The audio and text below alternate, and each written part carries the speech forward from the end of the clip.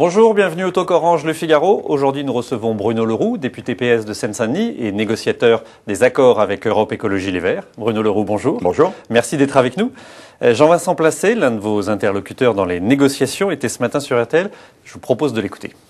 Si compromis veut dire compromission, eh bien oui, il n'y aura pas d'accord politique. D'ailleurs, ça ne sera pas non plus un drame. Alors, vous sortez des négociations avec les Verts qui avaient lieu aujourd'hui. Il y a un accord politique ? Écoutez, les négociations ne sont pas finies. C'est pas terminé. Non, nous nous sommes donnés jusqu'à la fin de la semaine dernière, de la semaine prochaine, le 19, pour que les choses puissent se faire. Et nous-mêmes, nous avons dit que nous aimerions aller un peu plus vite parce que nous avons des instances mardi qui doivent valider l'accord électoral, l'accord programmatique. Donc, nous sommes en réunion depuis ce matin. Nous allons sûrement l'être encore une bonne partie du week-end. Mais il y a une envie. J'ai ressenti un climat constructif, une envie d'aboutir, une envie que nous puissions dire dès le début de la semaine prochaine, oui, nous mesurons les enjeux des 5 prochaines années. Quand on entend Jean-Vincent Placé sur les radios ce matin, on sent pas une envie. Après tout, si on ne négocie pas, c'est pas grave, c'est pas un drame. Eh bien, moi, je peux vous dire que, d'abord, il peut penser que ce n'est pas un drame. Moi, je pense que ce serait une mauvaise chose. S'il n'y avait pas demain un accord qui soit possible avec les Verts, avec Europe Écologie Les Verts. Et donc, nous recherchons l'accord. Et je veux dire que le climat qui a été le climat des discussions aujourd'hui, sur le fond, des discussions programmatiques, électorales, a été un climat que je qualifie de constructif et dont je me demande ce qu'il faudrait pour qu'il n'aboutisse pas. Alors, vous dites constructif, si on prend certains des éléments qui ont été les éléments un peu durs, on parle de la centrale de Flamanville, l'EPR, donc là c'est constructif, ça veut dire que le PS accepte de renoncer à la construction de Flamanville ? Ça veut dire qu'il faut expliquer, ça veut dire qu'il faut bâtir le discours. Si la question qui est en cause, c'est la question de la sûreté nucléaire, mais bien entendu qu'elle est aujourd'hui au centre des préoccupations.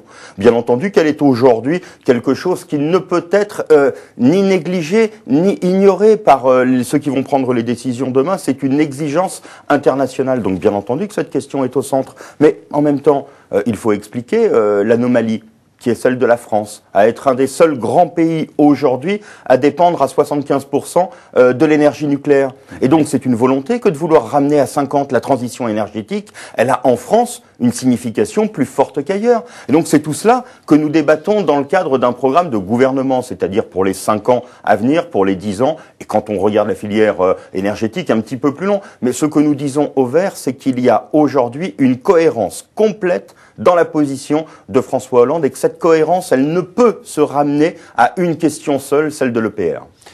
Donc ça veut dire qu'il n'y aura pas forcément dans l'accord la fermeture de Flamanville. Je crois que François Hollande a été très clair dès le début de la semaine. Il a dit que cette EPR était nécessaire et qu'ensuite il fallait bien entendu que les questions de sûreté, je crois qu'il va y avoir un certain nombre d'écrits, en tout cas il n'y aura aucun risque de prix et en même temps je crois que le débat sur l'EPR est important. Dans le cadre de la transition énergétique, l'EPR est quelque chose qui peut avoir une importance. Moi je préfère avoir un réacteur qui soit sûr de nouvelle génération plutôt que de pousser des anciens réacteurs avec des problèmes de sécurité qui peuvent se poser. Donc tout cela doit être entendu. Autre sujet qui avait été évoqué ce matin, c'est la retraite à 60 ans. Jean-Vincent Placé a dit qu'il était, lui, favorable à un retour général à la borne des 60 ans. C'en est où dans vos discussions ? Le vrai problème, mais si l'on dit retour général, il y aura forcément un problème de décote forte, un problème de pouvoir d'achat demain pour nos retraités. Et donc ce que nous disons, c'est que ceux qui ont eu des carrières longues, il existe déjà une loi, mais elle ne permet pas aujourd'hui, avec les décisions qui ont été prises, de répondre à tous ces cas. Et nous, ce que nous disons, c'est que ceux qui ont eu des carrières longues, ceux qui ont la possibilité de partir, doivent pouvoir le faire dès 60 ans. Donc bien entendu que nous rétablirons la possibilité de partir à 60 ans, pour ceux qui le souhaitent. Ensuite, la question tient dans la nature de la décote. Moi, je le dis ici, dire demain que nous revenons à la retraite à 60 ans pour la grande majorité, si c'est une décote qui ne permet plus de vivre, alors c'est une fausse bonne idée que la retraite à 60 ans. Donc la retraite à 60 ans, nous avons prévu dans notre programme, et je crois que c'est partagé aussi par les Verts, de l'offrir comme possibilité, de la donner comme possibilité à tous ceux qui ont fait des carrières, qui ont été des carrières pénibles et des carrières longues. Donc ce que vous nous dites ce soir, c'est que vous êtes optimiste sur la possibilité d'aboutir à un accord. Oui, contrairement à ce qu'on pouvait penser en début de semaine. J'ai senti un climat constructif et j'ai senti que tous autour de la table, nous étions conscients des enjeux des 5 prochaines années. Un pays qui allait avoir des difficultés, mais qui en même temps souhaitait le changement, une nécessité de crédibilité pour la gauche et en même temps une nécessité à proposer du changement. Et donc autant nous mettre autour de la table, ce que nous avons fait aujourd'hui pour essayer de voir comment nous incarnions ce changement. Et à la base, et c'est pour ça que je le dis, on peut dire que ça ne serait pas un drame. Moi je dis que ce serait une mauvaise chose parce que pour incarner un changement, on est mieux quand on est rassemblé. On est mieux quand on est plus fort. Et donc moi, je souhaite l'accord avec les Verts. Alors justement, vous parlez de rassemblement. Jean-Vincent Placé était à votre place hier. Je vous propose d'écouter ce qu'il disait de François Hollande. Il arrive au milieu de la discussion et acte comme cela, d'autorité, sur un ton haut quand même, sur un ton haut, et je trouve inapproprié et inutile dans la période. Parce qu'on ne demande pas au candidat socialiste d'être un frein au rassemblement de la gauche des écologistes. Au contraire, on lui demande plutôt d'être rassembleur. Et là, pour le coup, il ne l'était pas beaucoup. Alors Hollande a changé, maintenant il est devenu rassembleur ou Jean-Vincent Placé s'est trompé? Je crois que Jean-Vincent avait un propos de veille de négociation et donc moi j'ai jamais faire monter les enchères. Écoutez, moi j'arrive pas à trouver que le fait de vouloir tendre les choses avant de rentrer dans une négociation, c'était la garantie de bien en sortir. Je préfère arriver comme aujourd'hui avec des bons débats, des bonnes propositions, quelque chose qui permet de montrer une volonté. Et nous avons montré, je le crois aujourd'hui, la volonté d'aboutir à un accord et ce n'est pas en tendant les choses ni en faisant les déclarations sur les ultimatums, comme les ultimatums. François Hollande est aujourd'hui, je pense, et ça, les Verts doivent en prendre compte, il est clair dans les idées qui sont les siennes, dans le chemin qu'il pense être le chemin pour la France demain. Il peut bien entendu en discuter avec Jean-Vincent Placé, avec ses alliés, avec les Verts. Mais pour le reste, je crois que c'était pas un acte d'autorité. C'était quelque chose qui était mûrement réfléchi sur cette transition énergétique qu'il veut réussir. Il pense que le sujet est bien trop important pour qu'on puisse le ramener à un problème qui, en fin de compte, le débat va le prouver, n'en est absolument pas un. On a évoqué le fond. Il y a une autre négociation qui est en cours, concerne les circonscriptions. Vous en êtes où dans ce domaine? Là encore, c'est la conséquence. S'il y a accord, quand on parle d'accord de gouvernement, c'est d'abord l'accord programmatique. Et à partir du moment où il y a l'accord programmatique, on peut discuter de l'accord électoral pour les élections législatives. Bien entendu, on mène les deux de front parce que ça ralentirait si l'on attendait. Mais là, je crois que là encore, l'objectif qui était celui des Verts, c'est-à-dire d'avoir une représentation améliorée dans tous les cas de figure. C'est d'avoir un groupe à l'Assemblée nationale et ensuite d'avoir un groupe sera bien entendu quelque chose de totalement possible. On évoque la venue de Cécile Duflot à Paris, c'est quelque chose qui est dans vos négociations, un point qui est discuté? Pour l'instant, on a décidé d'affronter les difficultés une par une. On discute des circonscriptions.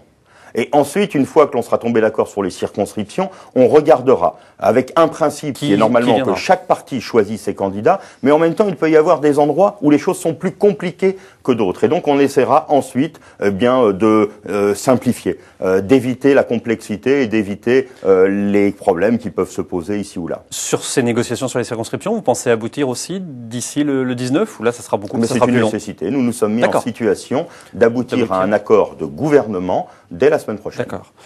Je ne suis pas un contre-président, je suis le prochain.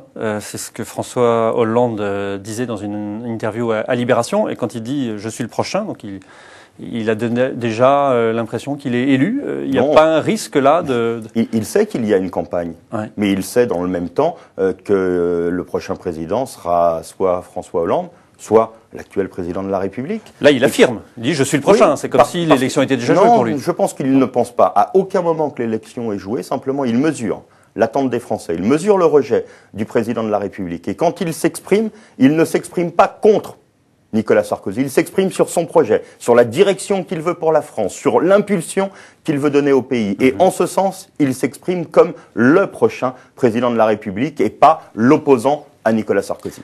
Les sondages, cette semaine, ont montré une amélioration d'une cote de popularité de Nicolas Sarkozy, un léger tassement en intention de vote de François Hollande. Vous vous dites, ça recommence comme en 2006-2007, quand Ségolène Royal était candidate et... Vous pensiez réellement que François Hollande allait gagner avec 65% la présidentielle prochaine? Je pense que ça peut refléter... C'est à vous qu'on peut poser la question. Ça peut refléter ce que l'on entend autour de nous. Le rejet du président est toujours aussi fort. Pour autant, il y a une droite dans ce pays. Il y a une gauche. Il y a des rapports de force qui sont des rapports de force qui oscillent toujours entre 46 et 54. Et c'est plus compliqué de démarrer une campagne électorale avec des sondages qui indiquent un tassement. Écoutez, moi je préfère démarrer à 65% et revenir au niveau normal qui pourrait être le 56 que de partir de 45 ou de 40 comme le président de la République et d'aller gratter les choses. Je pense que les sondages mesurent en même temps des éléments de crédibilité, de popularité, d'envie. Et je préfère être dans la situation de François Hollande aujourd'hui que dans celle de Nicolas Sarkozy. Le Monde de mardi soir titrait, lui, sur des premiers flottements dans la campagne de François Hollande.